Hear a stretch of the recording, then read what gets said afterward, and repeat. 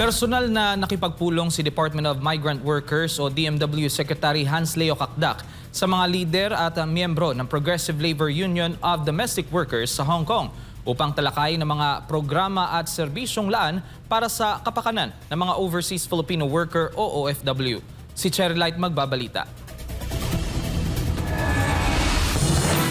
Sa isang pulong na ginanap nitong linggo, binigyan diin ni Migrant Workers Secretary Hans Leo Kakdak ang pangako ng pamahalaan na patuloy na protektahan at paunlarin ang buhay ng mga migranteng Pilipino sa ilalim ng prinsipyo ng red carpet, hindi red tape. Ayon sa DMW, layo ng pulong na mapalalim ang ugnayan ng gobyerno sa Filipino community sa Hong Kong, partikular sa hanay ng mga domestic worker na bumubuo ng malaking bahagi ng ating mga OFW. Ipniresenta rin ng kalihim ang mga inisyatibang nakatuon sa skills enhancement at lifelong learning upang mabigyan ng bagong kakayahan at career advancement opportunities ang mga manggagawang Pilipino. Kasama rin sa mga tinalakay ang digital transformation ng DMW at OWA services upang mapabilis ang pagproseso at mapadali ang pag-access ng mga OFW sa mga tulong ng gobyerno. Binigyan din ni Secretary Kakdak ang kahalagan ng reintegration programs para sa mga nagbabalik na OFW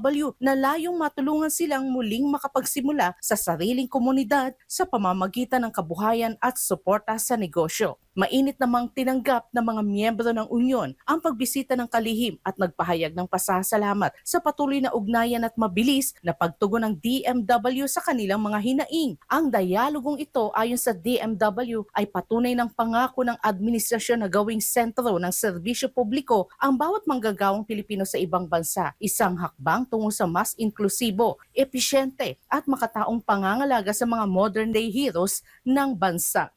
Para sa Diyos at sa Pilipinas kong mahal, Cherry Light, SMNA News.